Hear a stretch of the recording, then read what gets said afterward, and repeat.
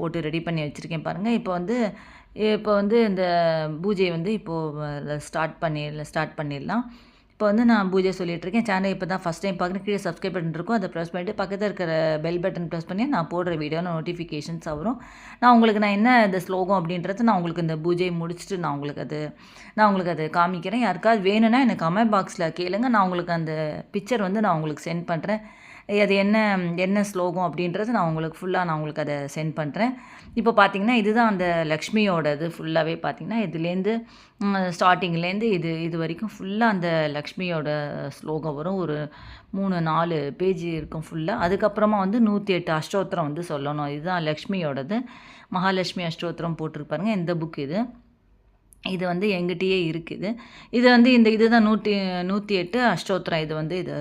இது ஃபுல்லாக சொல்லி முடிச்சுட்டு அதுக்கப்புறம் தான் இந்த குபேரரோட 108 இது வந்து ஃபுல்லாக